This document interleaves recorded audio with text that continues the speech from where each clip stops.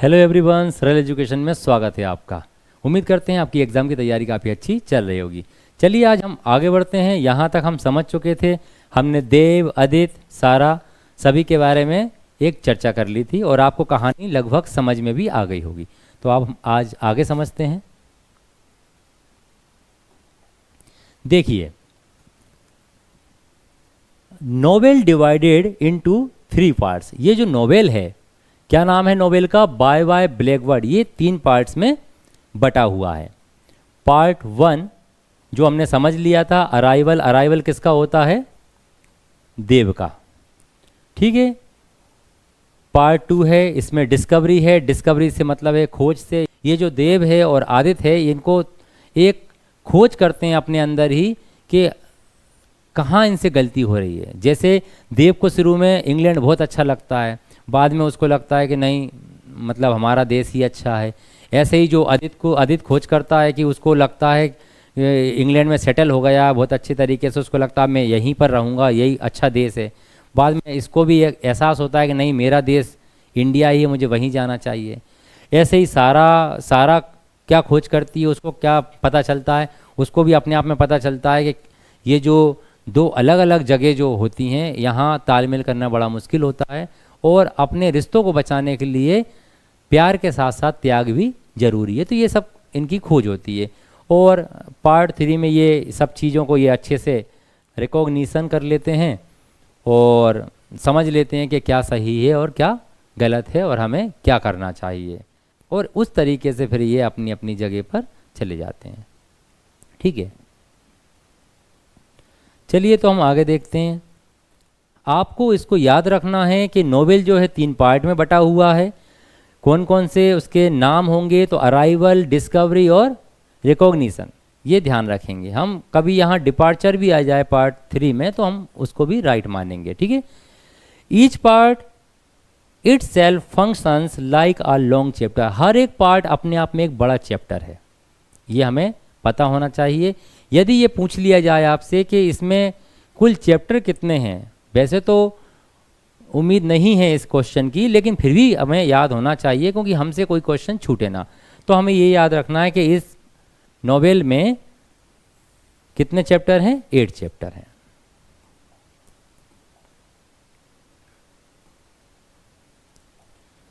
चलिए अब हम शुरू करते हैं पार्ट 1। पार्ट 1 में क्या है? अराइवल। अराइवल क्यों कहा गया है? इसमें किसका अराइवल होता है, कौन आता है? तो हमने पहले भी समझ लिया है इसको कि इसमें क्या होता है, Dev comes to London for higher studies. Dev जो होता है इंडिया से लंदन आता है अपनी हायर स्टडीज़ के लिए, स्पेशली इकोनॉमिक्स, और ख़ास तौर से वो इकोनॉमिक्स की पढ़ाई करने के लिए लंदन आता है। इसको कैसा बताया गया है कि ये कैसा व्यक्ति है? ये हार्ड वर्किंग है, डिसिप्लिन्ड है और डीपली कमिटेड है। ठीक है, टू हिज एकेडमिक गोल्स, अपने गोल्स के लिए, जिसके लिए ये आया है। पार्ट 2 में क्या बताया गया है? डिस्कवरी। अब डिस्कवरी से क्या मतलब है हम देखेंगे यहाँ पर। इन दिस सेक्शन, इस सेक्शन में क्या है? The characters begin to discover true realities.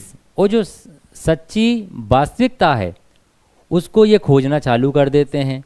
किसके बारे में? इमिग्रेंट लाइफ के बारे में इन इंग्लैंड।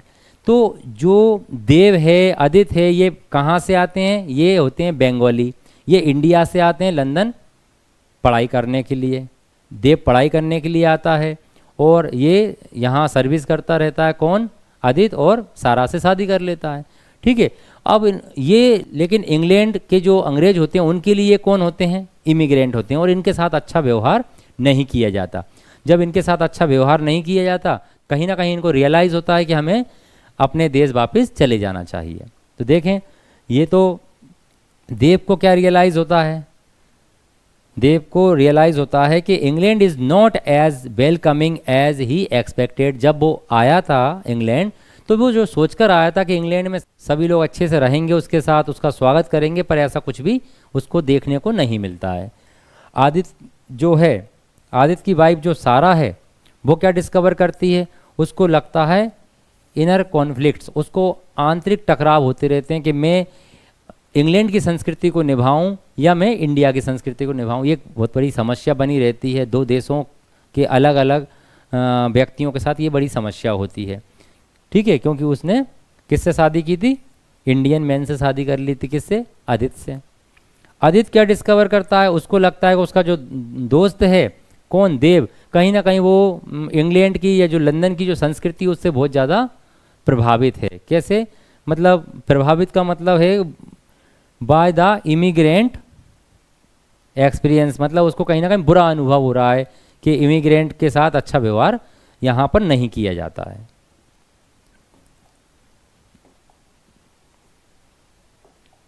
चलिए अब आगे देखते हैं।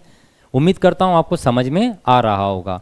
और यदि कहीं कोई दिक्कत भी आ रही है, देखो ये लिटरेचर है, इतना आसान भी नहीं होता है। कभी हम सोचें ये बच्चों की कहानी तो है नहीं कि धीरे धीरे हमें, क्योंकि हमारा क्वेश्चन वहाँ पर इंग्लिश में आएगा, हमें एक एक टर्म समझना है, एक एक वर्ड समझना है कि किसका क्या मतलब होगा, तो इस पर थोड़ा सा फोकस करें और ध्यान दें। अब हम बात करते हैं पार्ट 3 की, रिकॉग्निशन। अब यहाँ ये अपने आप को पहचानते हैं कैसे? देखो, इन दिस पार्ट, इस पार्ट में क्या होता है? 3 में द कैरेक्टर्स फाइनली अंडरस्टैंड। जो कैरेक्टर्स होते हैं, कैरेक्टर्स कौन है? मेन कैरेक्टर हैं देव, आदित्य और सारा। ये क्या समझ लेते हैं, क्या जान लेते हैं? देयर ट्रू फीलिंग्स, कि उनकी अंदर की वास्तव में फीलिंग क्या है, उनकी पहचान क्या है। The reality of immigrant life, और वो ये भी समझ लेते हैं कि जब दूसरे देश से कोई व्यक्ति अन्य किसी देश में जाता है, एक देश से दूसरे देश जाता है, तो उनके जीवन पे क्या प्रभाव पड़ता है, मतलब क्या समस्याओं का उनको सामना करना पड़ता है। बस यही वर्णन तीनों पार्ट में किया गया है। यदि हम इसको पूरा एक सेंटेंस में समझें तो किस तरीके से हम समझेंगे? देखें, ये तो हमारा इंडिया है। इंडिया का कोई व्यक्ति कहाँ जा रहा है? लंदन। तो लंदन में जब वो आएगा तो लंदन के व्यक्ति उसको क्या कहेंगे? इंडिया के व्यक्ति को इमिग्रेंट। ये याद रखना, समझ में आए? इमिग्रेंट किसको कहा गया है? जब एक देश का व्यक्ति दूसरे देश जाता है तो वहाँ के व्यक्तियों के लिए वो कौन होता है? इमिग्रेंट। जैसे मान लो हमने एक उदाहरण दिया कि देव, देव कहाँ का था? इंडिया का। और देव कहाँ गया? देव कहाँ पहुँच गया? अब देव पहुँच गया लंदन। तो ये लंदन के जो व्यक्ति हैं, जो अंग्रेज हैं, उनके लिए देव कौन होगा? वहाँ के लोग इसको कहेंगे इमिग्रेंट। ठीक है, यहाँ तक किसी कोई दिक्कत? अब इमिग्रेंट सब समझ में आ गया। अगर इसको हम अपोजिट कर दें तो कैसा होगा? जैसे मान लो यहाँ का कोई अंग्रेज हमारे भारत आ जाता है तो हमारे भारत के लोग उसे क्या कहेंगे? इमिग्रेंट। ठीक है ना? तो ध्यान रखना इस चीज़ को। अब हम इसको समझते हैं। Bye bye Blackbird is a novel about Indian immigrants. जो ये बाय बाय ब्लैकबर्ड्स है, ये अंग्रेजों का इमिग्रेंट्स की बात नहीं कर रहा है। अंग्रेज नहीं आए भारत, भारत के लोग कहाँ गए? इंग्लैंड। जब भारत के लोग इंग्लैंड गए हैं, कौन कौन गया है? देव और आदित्य। तो वहाँ के अंग्रेजों के लिए, वहाँ के लोगों के लिए देव और आदित्य कौन हुए? इमिग्रेंट। तो इंडियन इमिग्रेंट की बात की गई। ये जो दोनों हैं इंडियन है। ठीक है। Bye bye blackbird is a novel about Indian immigrants in England, England में, struggling with identity, racism, cultural conflict and finally realising where they truly belong. और इसमें यह बताया गया है कि जो भारत से जो लोग लंदन पहुँचे, इंग्लैंड पहुँचे, वो संघर्ष कर रहे हैं अपनी पहचान के लिए। ठीक है, वो भूल चुके हैं कि ऐसा उनको महसूस ही नहीं हो रहा कि हम भारतीय हैं। वहाँ उनको लग ही नहीं रहा है कि हम एक अच्छे देश में आए हैं। उन्हें कहीं ना कहीं बुरा लग रहा है उस देश में, क्योंकि वहाँ क्या किया जा रहा है? रेसिज्म, वहाँ नस्ल भेद, कि तुम इंडियन हो, बार बार उनको याद दिलाया जा रहा है। कल्चरल कॉन्फ्लिक्ट, जो संस्कृति है उसमें टकराव हो रहा है। वहाँ की संस्कृति अलग है और हमारे भारत की संस्कृति अलग है, ये चलता है।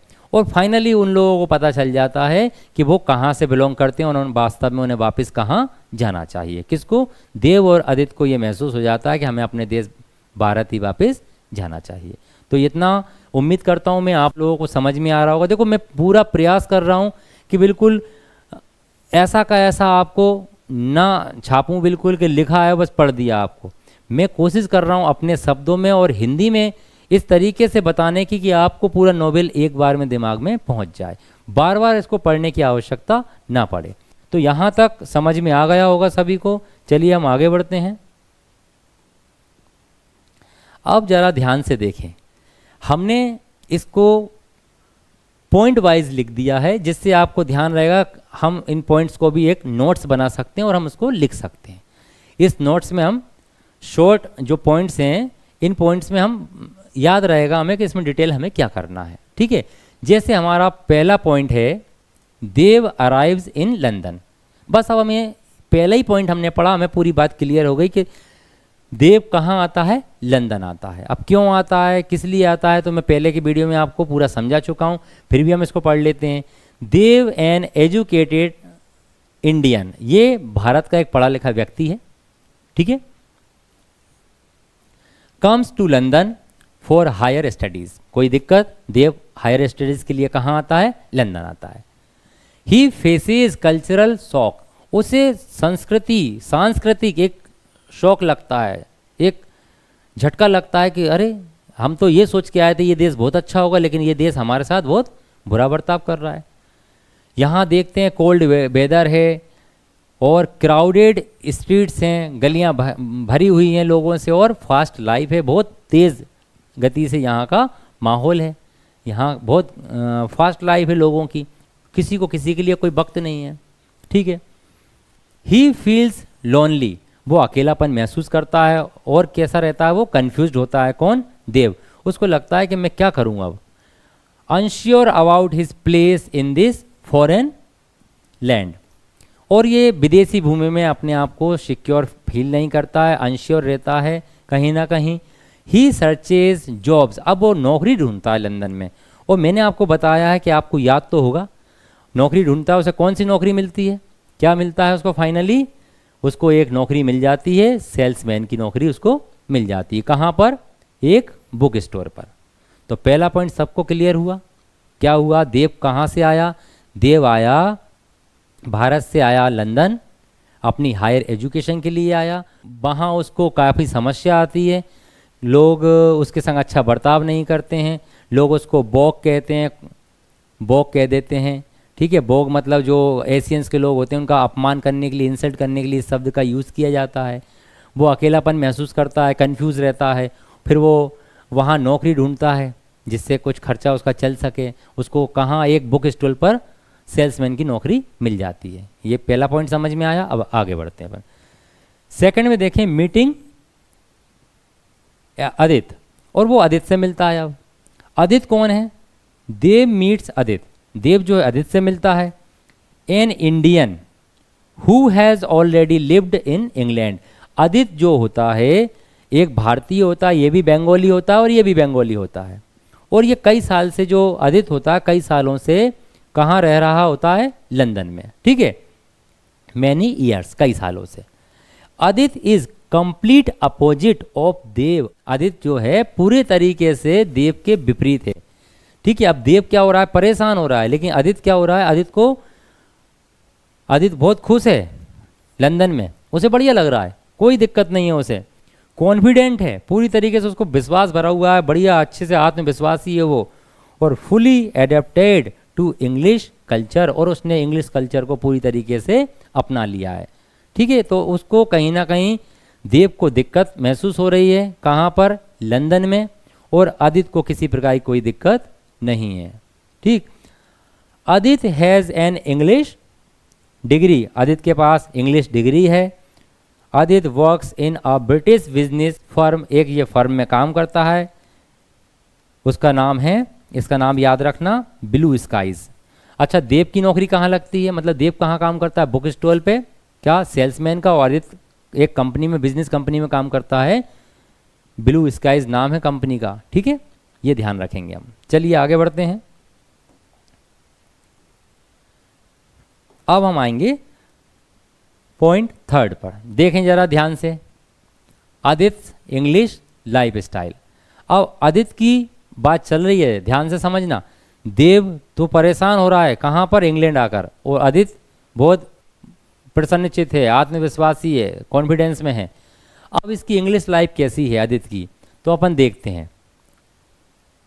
देव ऑब्जर्व, देव इसके साथ रहता है तो वो ऑब्जर्व करता है कि आदित्य को, कि Aditya living like an Englishman, Aditya जो है अंग्रेजों की तरह रह रहा है, बिल्कुल उन्हीं की तरह पहनना ओढ़ना, उन्हीं की तरह बातचीत करना, ये सब उसका इन सब बातों को वो ऑब्जर्व करता है। ईटिंग इंग्लिश फूड, आदित्य जो होता है इंग्लिश फूड खा रहा है, जैसा अंग्रेज लोग खाते हैं वैसे ही आदित्य खाता है।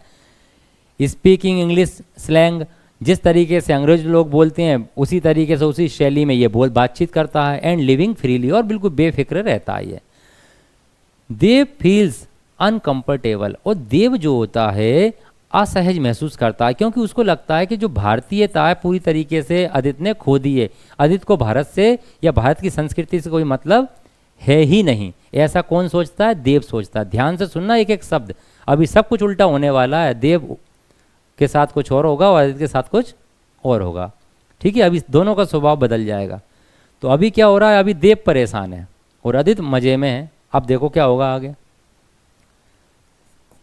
देव्स स्ट्रगल, अभी किसका स्ट्रगल चल रहा है? देव का स्ट्रगल चल रहा है। Dev tries to adjust what feels out of place in London, Dev कोशिश करता है लंदन में एडजस्ट होने की, बहुत कोशिश करता है, लेकिन कहीं ना कहीं वो अपने आप को फील्स आउट ऑफ प्लेस, मतलब कहीं ना कहीं वो असहज महसूस करता है लंदन में और वो एडजस्ट नहीं हो पाता। ही एक्सपीरियंसेस रेशियल कमेंट्स, अब ये एक बहुत बड़ी समस्या होती है देव के साथ। देव को कई जगह लोग टिप्पणियां करते हैं, कमेंट करते हैं कि तुम दूसरे नस्ल के लोग हो, तुम भारत के हो और हम यहाँ के इंग्लैंड के हैं, लंदन के हैं। तो इसको जो भेदभाव होता है, नस्लीय भेद होता है, तो ये इसकी कमेंट उसको बहुत बर्दाश्त करना पड़ता है। डिस्क्रिमिनेशन और जो भेदभाव होता है ये भी इसको बहुत परेशान करता है कि बताओ यहाँ के लोग बहुत भेदभाव करते हैं। और रूड बिहेवियर, और वहाँ के लोगों का जो इसके प्रति व्यवहार होता है कैसा होता है? रूड होता है। रूड मतलब रूखा व्यवहार, कोई इसकी रिस्पेक्ट नहीं होती है। Home sickness starts affecting him deeply, और उसको अब घर की याद सताने लगती है। किसको? देव की, देव को। चलिए अब आगे बढ़ते हैं हम।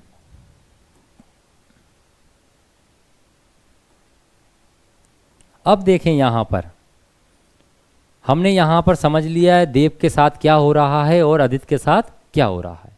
देव परेशानी महसूस कर रहा है लंदन में और आदित्य बहुत मौज मस्ती से रह रहा है। अब होता क्या है देखें जरा। देव फर्स्ट ऑब्जर्वेशंस अबाउट रेसिज्म, अब रेसिज्म का मतलब होता है नस्ल भेद, मतलब भारत के लोगों को अलग तरीके से यहाँ ट्रीट किया जाता है, अलग ही माना जाता है पूरी तरीके से।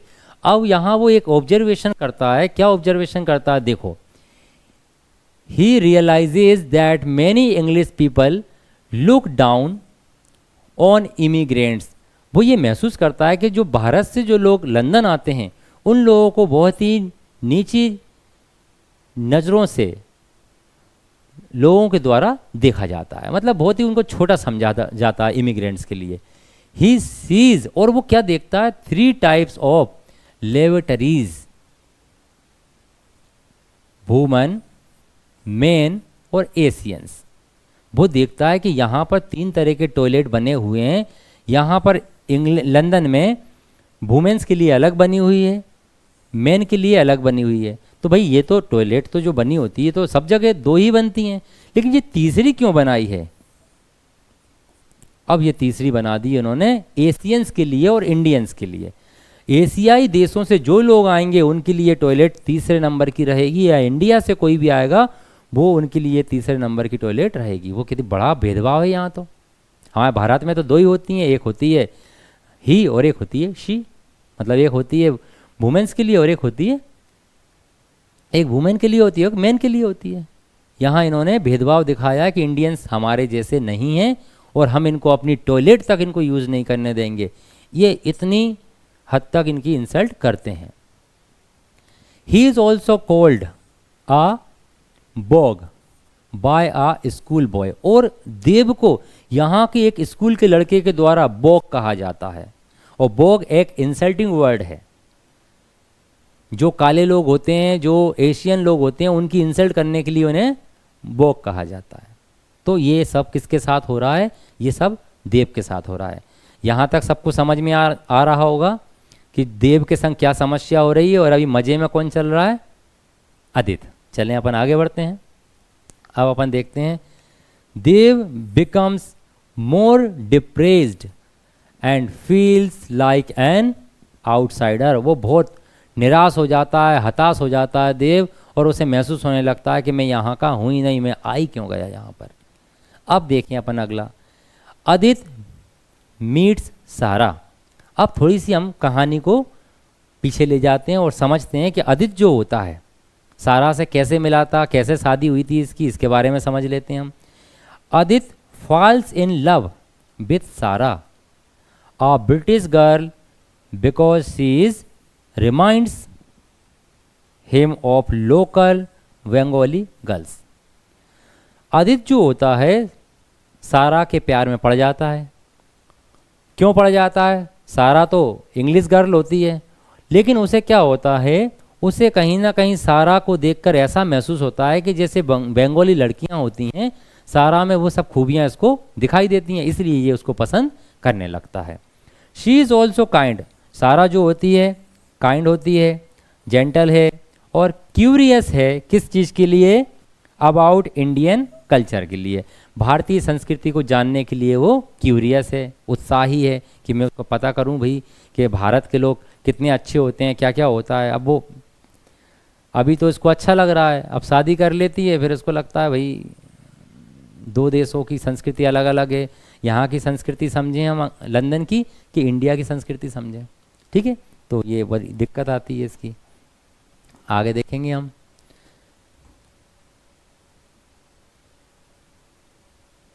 चलें, अब अगला पॉइंट देखो आप।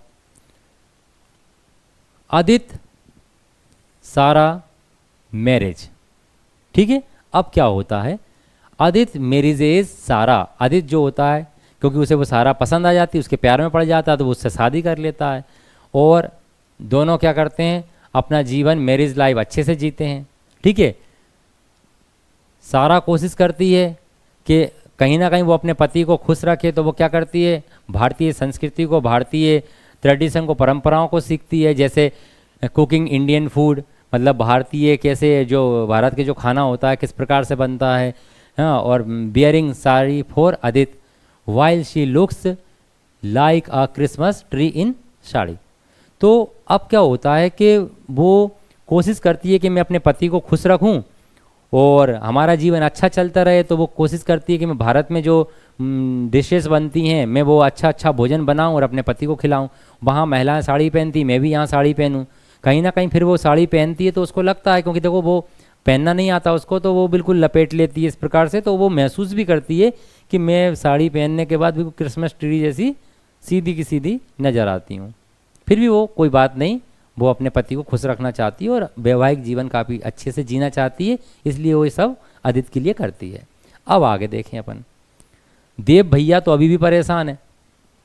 देखें जरा, देव तो परेशान रहते ही हैं। ऐसा मैंने कई जगह देखा है, कुछ फिल्मों में भी ये देव नाम के व्यक्ति परेशान ही दिखेंगे, लेकिन ऐसा नहीं है। जो लोग देव नाम हो जिनका, वो लोग इस बात को भूल जाना, मैं मजाक में बोल रहा हूँ। ठीक है, देखें अब, देव भैया तो परेशान ही हैं। देखें अब, देव्स ग्रोइंग फ्रस्ट्रेशन। अब भैया इसका फ्रस्ट्रेशन और बढ़ता जा रहा है, इसको गुस्सा बढ़ता जा रहा है, कहीं ना कहीं बहुत ही ज़्यादा ये सोच रहा है कि ये मैं आई क्यों गया London. Dev can not adjust to the English environment. अब देव क्या हो रहा है, इसमें कहीं ना कहीं अपने आप को ढाल ही नहीं पा रहा। कौन से वातावरण में, जो लंदन का वातावरण है, इंग्लिश वातावरण है, उसमें कहीं ना कहीं वो अपने आप को नहीं ढाल पा रहा है। उसको लग रहा है कि मैं यहाँ एडजस्टमेंट नहीं कर पाऊंगा। ही सीम्स, और वो क्या देखता है, इमिग्रेंट्स बीइंग इंसल्टेड। और यहाँ इमिग्रेंट्स की, इमिग्रेंट्स मतलब जो भारत से आए हुए लोग जो हैं उनकी यहाँ इंसल्ट की जा रही है। Treated as second class people, और उनको सेकेंड क्लास दूसरे दर्जे के लोगों के जैसा व्यवहार उनको किया जा रहा है। He feels increasingly angry and humiliated, और वो धीरे धीरे कैसा फील करने लगता है, बहुत ही अपने आप को उसको गुस्सा बढ़ती चली जाती है और वो यहाँ किसी भी कीमत पे रहना नहीं चाहता, ऐसा वो सोचता है। चलें अब हम आगे बढ़ते हैं। अब हम देखेंगे, देखो यहाँ हमने इतना समझ लिया है कि देव यहाँ तक अभी बहुत परेशान है, सब पॉइंट हमने समझ लिए। देखो जो आप एमसीक्यूज करेंगे ना, आप देखना जो अभी आप समझ रहे हैं एक एक चीज़ आपको हेल्प करेगी। एक एक एमसीक्यूज के आप टिक लगेंगे यूं ही, आपको लगेगा बहुत सरल है ये तो ध्यान से सुनना थोड़ा सा। अब है साराज इनर कॉन्फ्लिक्ट। अब कहीं ना कहीं सारा भी अंदर से परेशान है। सारा तो शादी करके फंस गई, उसको लग रहा है कहीं ना कहीं कहाँ मैं भारत की संस्कृति को अपनाऊं, क्योंकि उसको खुश रखने के लिए वो ऐसा भी करती है। वो कभी कभी वो सोचती है कि मैं यहाँ की संस्कृति को निभाऊं, क्योंकि इसके जो माँ बाप होते हैं वो भी पसंद नहीं करते देव को। सारा के जो माता पिता होते हैं वो देव को ज़्यादा पसंद नहीं करते, और कहीं ना कहीं वो देव के अनुसार कुछ चीज़ें नहीं कर पाती, तो कई बार देव भी नाराज़ हो जाता है सारा पर, और कई जगह उसकी इंसल्ट भी कर देता है, उस पर गुस्सा भी हो जाता है। देखो जरा, Sarah's inner conflict. Sarah realize that Aditya is emotionally confuse, और सारा को कहीं ना कहीं महसूस होता है कि भावनात्मक रूप से ये आदित्य जो है कन्फ्यूज है, भ्रमित है, कि वो खुद ही नहीं समझ पा रहा कि उसे करना क्या है। ठीक है ना, रह तो इंग्लैंड में रहा है, लेकिन कहीं ना कहीं उसका मन होता है चलो भारत की बातें करने लगता है, फिर उसको मन होता है चलो भारत चलते हैं, इंडिया चलते हैं वापस। ठीक है, तो देखें, he lives in England but still feels Indian at heart, लेकिन कहीं ना कहीं वो अपने हार्ट से फील कराता है, कहीं ना कहीं उसको दिल से ये फील कराता है कि वो है तो भारतीय। She begins to doubt whether she fully understands him. कहीं ना कहीं उसको सारा को खुद पर ही डाउट होने लगता है, क्या मैं कभी आदित्य को समझ पाऊंगी या नहीं समझ पाऊंगी, क्या मैं आदित्य को अच्छे तरीके से समझती हूँ या नहीं समझती हूँ, ऐसा उसको कहीं ना कहीं महसूस होता है। ये सारा की समस्या हो गई। देव की समस्या सबको समझ में आ गई। आदित्य भैया मज़े में चल रहे हैं और सारा थोड़ी सी परेशान है, दोनों संस्कृतियों को संभालते संभालते। अब देखें आप, यहीं से पूरी गड़बड़ होने वाली है, बस इसको ज़रा ध्यान से देख लो बहुत अच्छे से। यहाँ से पूरा टर्निंग पॉइंट आने वाला है, अगले पर नहीं जाना, हमें इसी पर ही पूरा गड़बड़ हो जाएगी अभी। अब देखो कैसे होने वाली गड़बड़। अभी तक सबको पता है देव भैया परेशान है, आदित्य मौज मस्ती में है, और सारा भी परेशान है, दोनों कल्चर के बीच। ठीक है, अब क्या होता है यहाँ पर, देव किसके साथ रहता है, देव रूममेट होता है किसका, आदित्य का। अब कोई व्यक्ति आपको बार बार एक ही बात करे तो कहीं ना कहीं तुम्हें महसूस तो होगा कि हाँ ये सच बोल रहा है। अब देव लगातार क्या बोलता है कि देव अंग्रेज अच्छे नहीं हैं, और इनका भारतीयों के प्रति बेकार व्यवहार है, और ये बिल्कुल सही नहीं है, इन्होंने 3 टॉयलेट बना रखे हैं, हमारे एशियंस के लिए, इंडियंस के लिए अलग से टॉयलेट बना रखा है, मतलब ये हमसे कितना भेदभाव करते हैं, हमें बोक कहते हैं, हमारी इंसल्ट करते हैं। देव जब ऐसी बातें करता है तो कहीं ना कहीं आदित्य के मन में ये सब बातें बैठ जाती हैं। अब होता क्या है देखो, आदित्य आइडेंटिटी कॉन्फ्लिक्ट बिगिंस। अब शुरू होती है भैया कहानी नई। कैसे, अब जो देव परेशान था, देव ने अपनी सारी मुसीबतें किसको दे दी, आदित्य को। अब भैया तुम परेशान रहो। होता है ना ऐसा, कभी कभी किसी को कुछ ऐसी बुरी खबर पता होती है, ऐसी कोई घबराहट होती है उसको अंदर, तो उसको पेट में बड़ी तकलीफ होती है, तो वो सोचता है किसको बताऊं, और जब वो किसी को बता देता है तो वो व्यक्ति तकलीफ में आ जाता है और जो फ्री हो जाता है। तो ऐसे ही देव ने क्या करा, अपनी पूरी समस्याएं आदित्य को बताई। अब उन समस्याओं को कौन महसूस करने लगा, आदित्य महसूस करने लगा। तो आदित्य जो महसूस करने लगा, देखो अब होता क्या है। When Aditya visits the parents of his wife सारा, जब आदित्य अपनी पत्नी सारा के माता पिता से मिलने जाता है, ही एक्सपीरियंसेस अ कल्चरल शॉक, उसे एक कल्चरल शॉक लगता है। कैसा कल्चरल शॉक? क्योंकि ये आदित्य जो होता है coming from an Indian mindset, और इसका जो माइंडसेट होता है वो बिल्कुल भारतीयों के जैसा होता है कि भाई भारतीयों में किसका सम्मान किया जाना चाहिए, किसका सम्मान नहीं किया जाता, ये सब इसके माइंडसेट रहता है। पहले किसको ज़्यादा महत्व दी जानी चाहिए। इसे पता है कि दामाद का स्थान भारत में बहुत ज़्यादा है। दामाद आ जाता है तो सब व्यक्ति सब काम छोड़ के दामाद की सेवा में लग जाते हैं। भारत में इतना महत्व दिया जाता है दामाद को, क्योंकि सबको लगता है कि हमने इनको अपनी लड़की दी है, कहीं ऐसा ना हो जाए हमसे कोई चूक हो जाए इनके स्वागत में और फिर ये हमारी लड़की को परेशान करें। तो इस वजह से भी कुछ लोग दामाद की इज्जत करते हैं, वैसे तो करते ही हैं लेकिन लड़की की वजह से ज़्यादा करते हैं। सच्चाई यही है, ठीक है, क्योंकि कोई नहीं चाहता कि हमारे व्यवहार का खामियाजा हमारी बेटी भुगते, इसलिए सब अच्छा व्यवहार करते हैं, ठीक है। और अच्छे व्यवहार के लिए अच्छा होना भी चाहिए दामाद को, ऐसा नहीं है दामाद खराब है फिर भी तारीफ किया जा रहा है। चलो, coming from an Indian mindset, ये इंडियन माइंडसेट से आता है। Where the son in law, जहां दामाद को क्या किया जाता है, is regarded as the most respected member of the household, और जहां दामाद को परिवार का सबसे अच्छा सदस्य माना जाता है, उसको बहुत सम्मान दिया जाता है। ऐसा कौन सोच रहा है? ये आदित्य।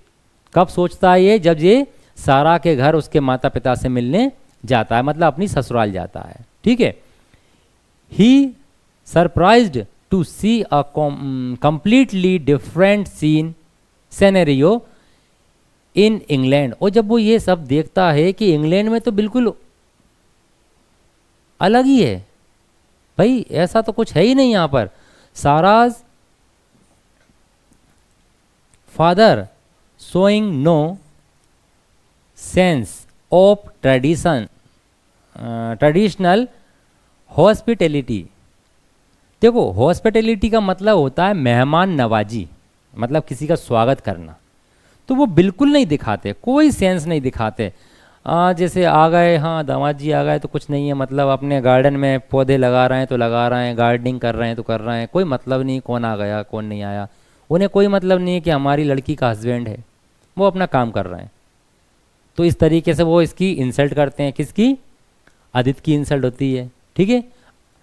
अब और क्या होता है, साराज मदर, ये और उनसे एक कदम आगे हैं इनके पिता से। मिसेस रिचर्डसन जेम्स इनका नाम होता है, इनकी सास का, किसका? आदित्य की सास का नाम होता है। Treats Aditya with open hostility. Open hostility का मतलब होता है खुली दुश्मनी, खुली शत्रुता निभाती हैं, वो तो खुला अपमान करती हैं बिल्कुल। इसको बुरा भला जो भी कहना है वो कह लिया इन्होंने, ऐसा वर्णन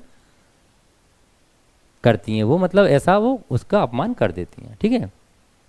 फॉर हिम, अब क्या होता है, पहले इतना समझ में आया कि वो उसके घर गया, ससुराल गया, पिताजी ने ध्यान ही नहीं दिया कौन आया है, उनकी माताजी ने क्या करा, मतलब उनकी सास ने क्या करा, खुली शत्रुता निभा दी, खुले ही भैया, खुले ही ओपनली उनकी इंसल्ट कर दी, ठीक है।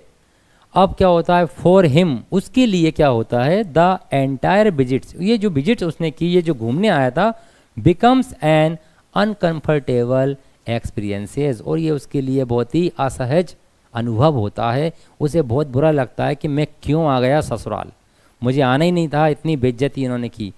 ड्यू टू दिस, और इस कारण से क्या होता है, इस घटना के कारण से क्या होता है, इंसिडेंट मतलब घटना, और ये घटना जो घटित हो रही है उसके साथ, ही बिगिंस टू फील डिसइल्यूजन्ड, और कहीं ना कहीं वो महसूस करने लगता है, कैसा महसूस करने लगता है, डिसइल्यूजनमेंट का मतलब होता है मोह, मोह भंग हो जाता है उसका, इसका मतलब होता है मोह भंग होना। उसको जो मोह था ना इंग्लैंड से, कि इंग्लैंड बहुत अच्छा है, लंदन बहुत अच्छा है, यहाँ के लोग सब बढ़िया हैं, बढ़िया, वो सब लोगों को के साथ अच्छा रहता है, सब कुछ सब तारीफ़ें करता है, यहाँ से उसका मोह भंग हो जाता है। उसे लगता है जब घर वाले ही अच्छे नहीं हैं तो दूसरे लोग अच्छे कैसे होंगे, तो यहाँ से उसका मोह भंग हो जाता है। एंड स्टार्ट्स ईयर्निंग फॉर इंडिया, और उसे फिर अपने देश की याद सताने लगती है, कहीं ना कहीं वो भारत की तरफ खींचने लगता है, ठीक है। Memories of Indian festivals, music and family life begin to tug at his heart. और कहीं ना कहीं उसे अपने देश की जो त्यौहार हैं, वहाँ का जो गायन है, उसके वो जो पारिवारिक जो वहाँ का जीवन है, उन सब को वो दिल से याद करने लगता है, उनकी तरफ वो खिंचने लगता है। अब देखो ये रेड लाइन मैंने क्यों की है, ध्यान से सुनना। अब जो व्यक्ति परेशान नहीं था, बेचारा अच्छा वाला जीवन जी रहा था, उसके जीवन में आग किसने लगा दी? वो लगा दी इसने। कौन ने? देव ने। मतलब आग लगाने का मतलब मजाक में है मेरा, वो तो अपनी बातें व्यक्त कर रहा था, लेकिन अब इसने क्या कर दी, मैंने इसलिए इसको रेड लाइन कर दी, इसको रेड कलर कर दिया फॉन्ट का। देखो ये गड़बड़ किसने की है? देव ने की है। और अब देव का क्या होता है? Dev and Aditya now switch roles. यहाँ से इनके रोल बदल जाते हैं, यहाँ से इनके रोल बदल जाते हैं। दुखी कौन था पहले? परेशान कौन था इंग्लैंड की जनता से, इंग्लैंड के लोगों से, लंदन के लोगों से। मैं इंग्लैंड का हूँ या लंदन तो समझना वहीं की बात चल रही, दूसरे देश की, ठीक है। तो वहाँ के लोगों से परेशान था देव। अब यहाँ से स्विच कर लेते हैं, ये बदल जाते हैं। देव का कैरेक्टर अब कौन निभाएगा? आदित्य। और आदित्य का कैरेक्टर कौन निभाएगा? देव। अब देव भैया मजे में आ जाएंगे और आदित्य देव की तरफ चले जाएंगे। अब देखो देव पहले परेशान था, आदित्य मजे में था, इसको बढ़िया लग रहा था इंग्लैंड में, लंदन में। अब क्या होगा? देव को अच्छा लगने लगेगा और आदित्य को अपने देश की याद सताएगी, ठीक है। ये स्विच कर लेते हैं रोल्स को, अब इनके रोल्स बदल जाएंगे। देव बिकम्स मोर स्टेबल। अब देव कैसा हो जाता है? यहाँ स्टेबल हो जाता है। वाइल, जबकि आदित्य बिकम्स इमोशनली डिस्टर्ब। और ये डिस्टर्ब हो जाता है। कौन? आदित्य डिस्टर्ब हो जाता है, ठीक है। यहाँ तक किसी कोई दिक्कत मेरे हिसाब से तो नहीं होगी। देखो जितना सरल करके मैं समझा सकता हूँ उतना सरल करके मैं आपको समझा रहा हूँ। तो अब देखें, क्योंकि हम जब तक इसको सरल तरीके से नहीं समझेंगे, बस ऐसी रीडिंग और रट्टा लगा देंगे, तो हमें एग्जाम में दिक्कत आएगी। अगर हम इसको थोड़ा सा 10 मिनट जरूर मैं ज़्यादा ले लूँगा आपके, लेकिन बहुत अच्छी तरीके से कोशिश करूँगा कि आपको समझ में आए। तो आप ध्यान दें इधर। चलिए अब आगे बढ़ते हैं हम।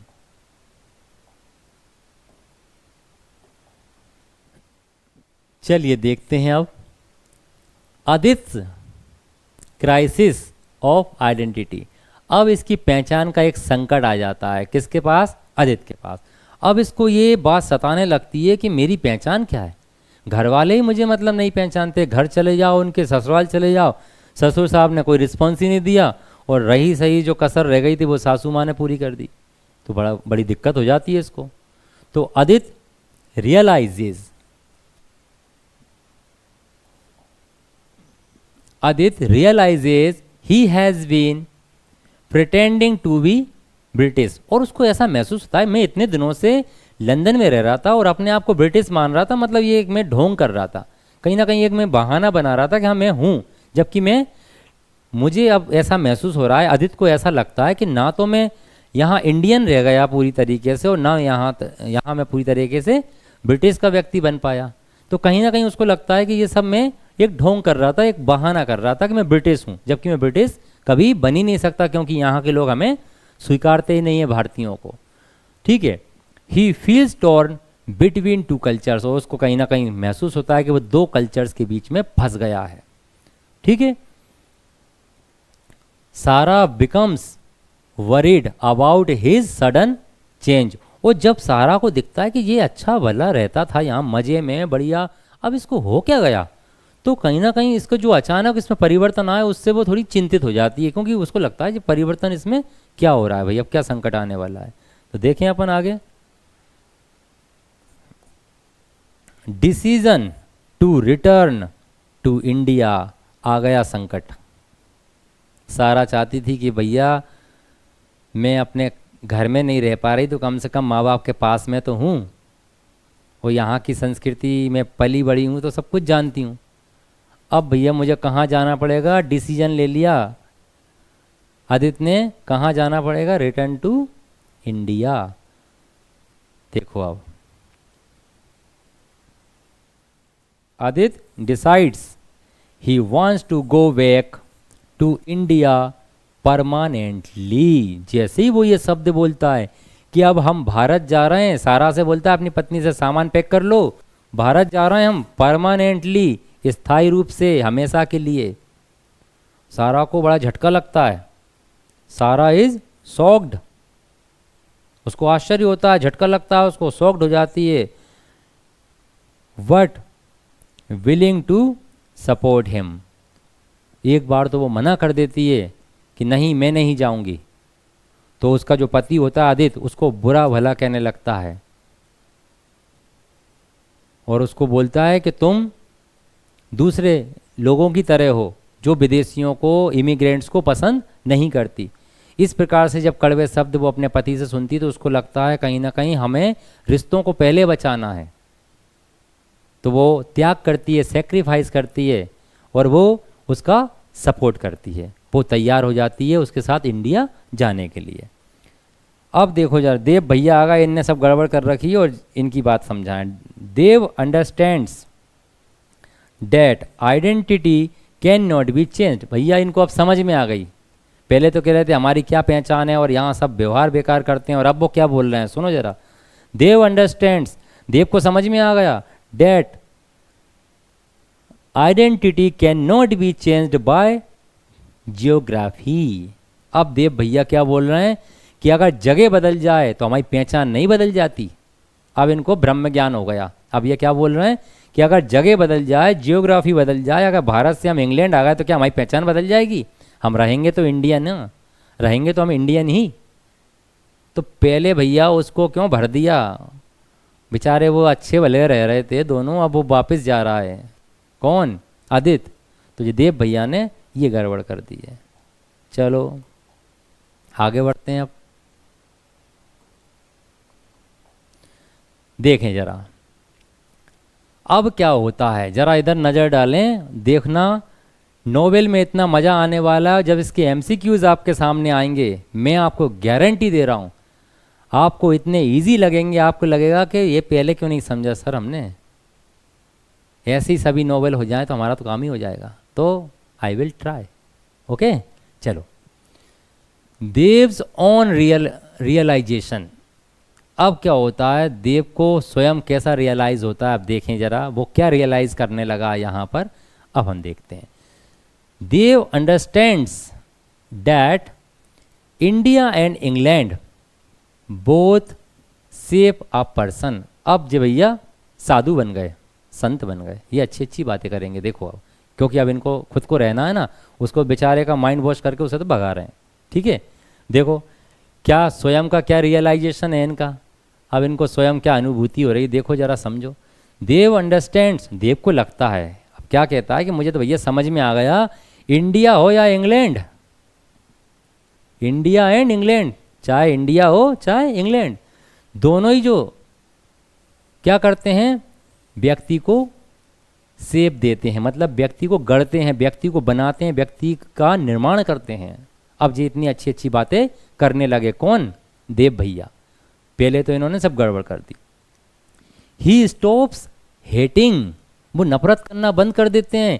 एवरीथिंग ब्रिटिश, ब्रिटिश की कोई भी चीज़ से वो नफरत नहीं है, उनको चारों तरफ सौंदर्य नजर आता है। ठीक है, चारों तरफ उन्हें अच्छा लगता है कि सब चीज़ अच्छी है, ब्रिटिश में कोई खराब नहीं है। एंड बिकम्स बैलेंस्ड, ठीक है, और कैसे हो जाते हैं, सब में संतुलन बना लेते हैं अपने आप में कि भाई सब चीज़ बढ़िया है। ही डिसाइड्स टू स्टे, और वो तय करते हैं, क्या तय करते हैं, रहना, कहाँ ठहरना तय करते हैं। A little longer and finish his study, और वो ये ठान लेते हैं कि अब मैं इंग्लैंड में ही रहूँगा और मैं अपनी पढ़ाई पूरी कर लूँगा, तब तक के लिए तो मैं यहीं पर रुकूँगा, चाहे भैया कोई मेरा अपमान करे, चाहे मुझसे बोग बोले या कुछ भी बोले। ठीक है, ये वाली बात अब इनको समझ में आई है, जब उसको अच्छे वाले तीन रह रहे थे, लेकिन नहीं, वो अकेले ही रहेंगे। तो यहाँ तक किसी को कोई दिक्कत नहीं होगी। दिक्कत तो मेरी बात समझ में आ रही है यहाँ तक कि देव को रियलाइजेशन क्या हो गया कि भाई कोई भी बेकार नहीं है, चाहे भारत हो चाहे अपना इंग्लैंड हो। ठीक है, दोनों ही क्या करते हैं, व्यक्ति का निर्माण करते हैं, व्यक्ति को बनाते हैं। ठीक है, उसको गढ़ते हैं, इंसान को, उसकी तरक्की करवाते हैं।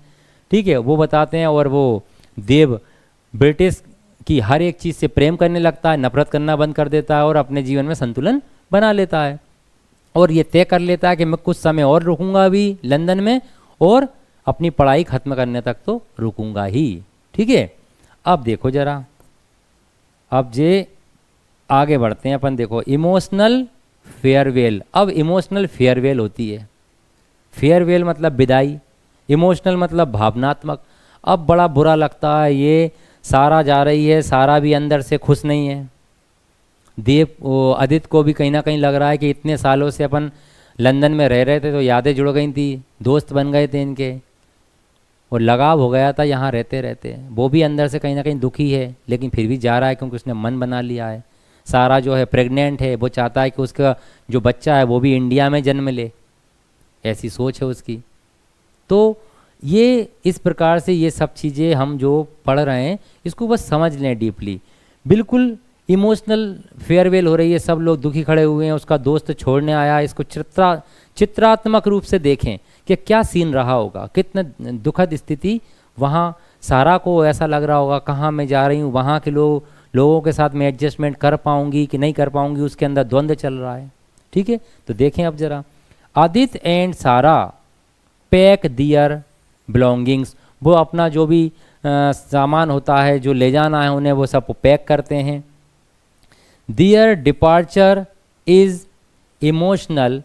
और उनका जो डिपार्चर होता है, जब वो जा रहे हैं तो बड़े इमोशनल डिपार्चर होता है, बड़ा बस आंसू नहीं निकल रहा है उनके आँखों से, बाकी बहुत दुखी हैं वो लंदन को छोड़ते हुए। जिसमें सबसे ज़्यादा तो सारा है।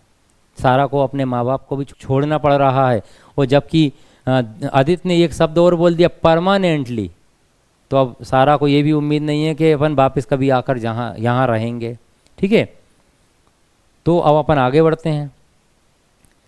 Because London also holds memories.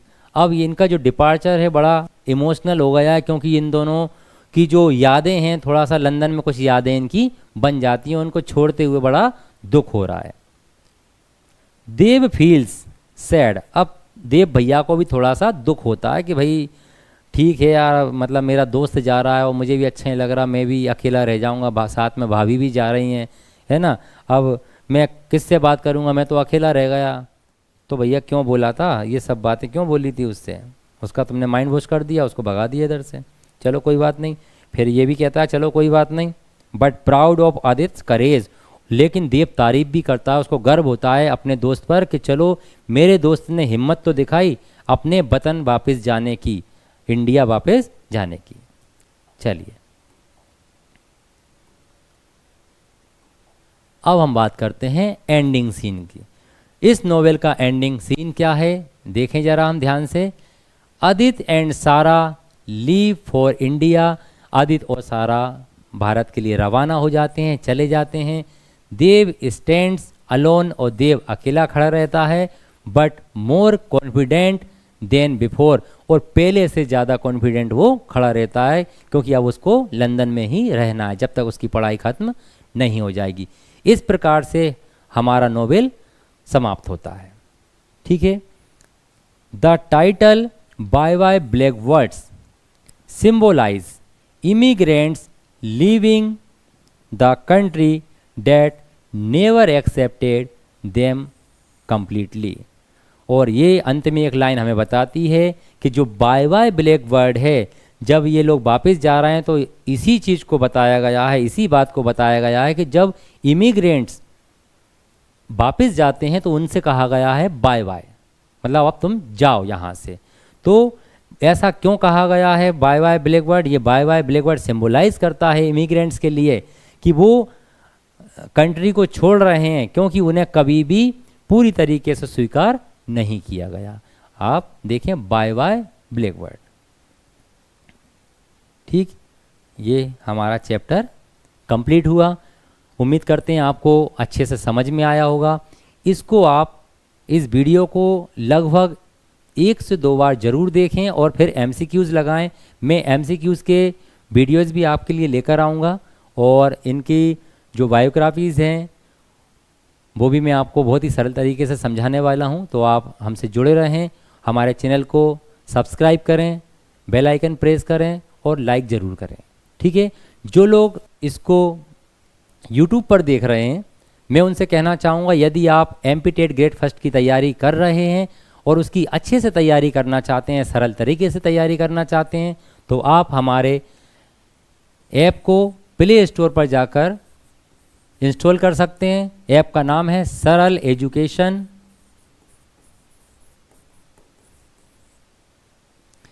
यदि आपको किसी प्रकार की कोई समस्या आती है तो आप हमें कॉल भी कर सकते हैं 9009232188। यदि आप हमारे ऐप पर जाके हमारा कोर्स बाय करना चाहते हैं इंग्लिश लिटरेचर का, तो उसकी ऑफर प्राइस है 499। चलिए, तो फिर हम मिलते हैं नेक्स्ट वीडियो में। Thank you very much. जय हिंद, जय भारत।